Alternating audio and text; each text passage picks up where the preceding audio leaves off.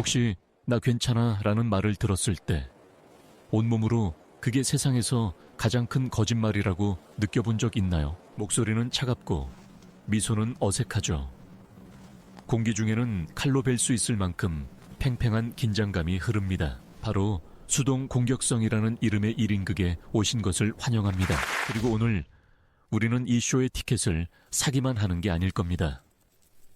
무대 뒤로 가서 이 연극을 전부 해체해 볼 거니까요. 수동 공격성은 아니오를 의미하면서 예라고 말하는 기술입니다.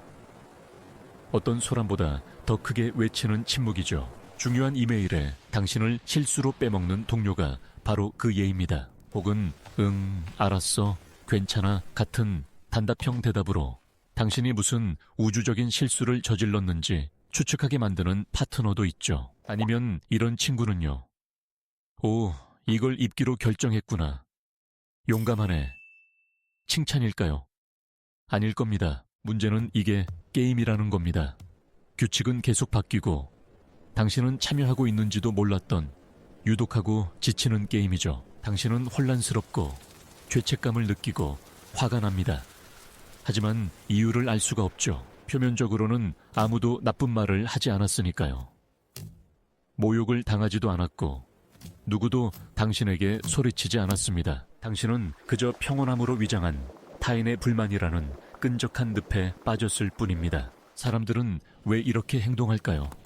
그냥 솔직하게 말하면 안 되는 걸까요? 수동 공격성의 근간에는 두려움이 있습니다. 직접적인 갈등에 대한 두려움이죠. 이들은 자신의 분노나 반대를 공개적으로 표현하면 거부당하거나 벌을 받거나 사랑받지 못할 것이라는 파국을 두려워합니다. 이 두려움은 종종 어린 시절에서 비롯됩니다. 아마도 그들의 가족은 분노를 공개적으로 표현하는 것이 금지되었을 겁니다. 착한 아이는 화내지 않아. 여자애가 소리 지르면 못 써.처럼요. 그렇게 아이는 화를 내는 것이 나쁘고 위험하다고 배우게 됩니다. 하지만 감정은 사라지지 않죠. 그리고 그 감정들은 우회로를 찾습니다. 댐의 균열을 통해 새어나오는 물처럼요. 두 번째 메커니즘은 통제에 대한 갈망입니다. 무력감을 느낄 때 수동 공격성은 그들에게 권력의 환상을 줍니다. 직접적으로 당신을 조종할 수는 없지만 당신을 불편하고 죄책감 들게 만들고 추측하게 만들 수는 있죠. 그들은 그림자 속에 머물면서 당신의 감정을 조종합니다. 이것이 바로 조용한 조종입니다. 게임에서 이기려면 플레이어를 알아야 합니다. 가장 흔한 4가지 유형을 소개하죠. 유형 1. 풍자와 모호한 칭찬의 달인. 그들의 무기는 이중적인 의미를 가진 단어들입니다. 승진 축하해. 세상에 너 같은 사람도 인정을 받다니. 또는 흥미로운 보고서네요. 정말 노력한 티가 나네요. 결과가 아닌 노력의 방점을 찍죠. 목표는 상처를 주는 것이지만 왜 그래? 그냥 농담이었어. 라며 언제든 빠져나갈 구멍을 만들어 둡니다. 유형 2. 프로 지영아. 이 플레이어는 잘 잊어버리거나 무능한 척하며 과정을 방해합니다. 마감 기한까지 자기 파트를 깜빡해서 프로젝트 전체를 망치는 동료, 또는 청소를 약속했지만 너무 바빠서 머리에서 완전히 날아갔다고 말하는 가족 구성원. 그는 하기 싫어 라고 말하지 않습니다. 그저 조용히 일이 처리되지 않도록 만들고 책임을 다른 사람에게 떠넘깁니다. 유형 3. 침묵의 왕 또는 여왕. 그들의 주된 도구는 무시, 즉 침묵으로 벌주기입니다. 몇 시간 또는 며칠 동안 메시지에 답장하지 않습니다. 단답으로만 대답하죠. 주변에 이것은 가장 강력한 형태의 통제입니다. 그들은 당신이 무엇을 잘못했는지도 모른 채 그들의 관심을 얻기 위해 필사적으로 노력하게 만들어 당신을 하찮게 느끼게 합니다. 유형 4. 영원한 희생자. 이 플레이어는 죄책감을 유발하는데 명수입니다. 문제에 대해 논의하려는 어떤 시도도 물론 또 다 내 탓이지. 네 맘대로 해. 난 방해 안 할게. 같은 말에 부딪힙니다. 그들은 한숨을 쉬고 눈을 굴리고 고통받는 척합니다. 상황을 뒤집어서 이제 당신이 공격자이고 그들은 무고한 피해자가 됩니다. 결국 당신이 사과하게 되죠. 원래 불만은 당신에게 있었는데도요. 자, 우리는 이제 게임판 위에 있습니다. 말들은 배치되었죠.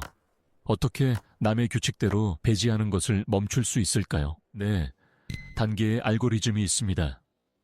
CLOSE라고 부르죠. Calm, Logic, Openness, Set New Boundaries. 침착함, 논리, 개방성, 새로운 경계 설정. 1단계. 침착함. 게임을 인식하고 감정적으로 반응하지 마세요. 당신의 첫 반응은 분노, 서운함, 당혹감일 겁니다. 그것이 바로 상대방이 기대하는 바입니다. 깊게 숨을 들이쉬세요. 그리고 인식하세요. 아, 이거구나. 게임이 시작됐어. 감정적인 말다툼에 휘말리지 마세요. 변명하기 시작하지 마세요. 당신의 힘은 냉정함에 있습니다. 당신은 참여자가 아닌 관찰자입니다. 2단계. 논리. 숨겨진 것을 명백하게 만드세요. 이것이 가장 중요한 단계입니다. 당신은 거울 역할을 해야 합니다.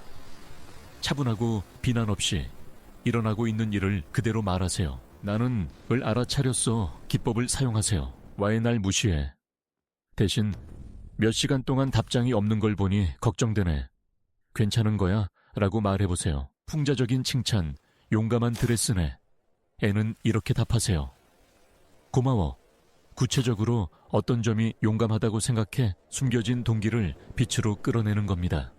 상대방이 자신의 진짜 감정을 인정하거나 물러서게 만드는 거죠. 게임이 깨집니다. 3단계. 개방성. 나 전달법으로 당신의 감정을 이야기하세요. 내 침묵 때문에 화가 나가 아니라 침묵이 흐를 때 나는 혼란스럽고 속상한 기분이 들어. 네가 또 꾸물거려서 다 망쳤어가 아니라 프로젝트 마감이 늦어질 때 나는 스트레스를 많이 받아. 당신은 공격하는 게 아닙니다. 당신의 감정에 대해 이야기하고 있을 뿐이죠. 이것은 반박할 수 없습니다. 이것은 조종자를 무장해제시키고 대화를 건설적인 방향으로 이끕니다. 4단계. 새로운 경계.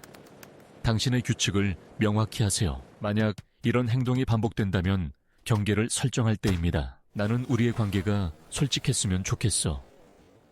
만약 화나거나 마음에 안 드는 게 있다면 솔직하게 말해줘. 나는 마음을 읽을 수 없고 추측 게임을 하고 싶지 않아. 우리 팀에서는 마감 기한을 지키는 게 중요해. 만약 문제가 있다면 미리 말해주면 해결책을 찾을 수 있어. 하지만 고의적인 방해는 용납할 수 없어. 경계는 벽이 아닙니다. 다른 사람들에게 당신을 어떻게 대해야 하고 어떻게 대하면 안 되는지에 대한 설명서입니다. 수동 공격적인 사람은 이것을 좋아하지 않을 수 있습니다. 그들은 압박을 더 강화할 수도 있죠. 하지만 당신이 일관성을 유지한다면 그 게임은 그에게 의미를 잃게 될 겁니다. 그는 다른 희생자를 찾아 떠나겠죠. 수동 공격성과의 싸움은 단거리 달리기가 아니라 마라톤입니다. 당신은 다른 사람을 바꿀 수 없습니다. 갑자기 그들을 개방적이고 정직하게 만들 수는 없죠. 하지만 당신은 게임의 규칙을 바꿀 수 있습니다. 남의 연극에서 조리되기를 거부할 수 있습니다. 조종을 인식하고 차분하게 그것을 수면 위로 끌어올릴 때마다 당신은 힘을 되찾게 됩니다. 당신은 건강한 소통을 배우게 됩니다. 두려움과 통제가 아닌 존중을 기반으로 한 관계를 구축하게 되죠. 그리고 이것이야말로 아마도 승리할 가치가 있는 가장 중요한 게임일 겁니다. 그러니 다음에 차가운 목소리로 다 괜찮아 라는 말을 듣게 된다면 미소 지으며 차분하게 물어보세요. 정말? 우리 한번 이야기해볼까? 그리고 그들의 게임판이 어떻게 무너지는지 그저 지켜보세요.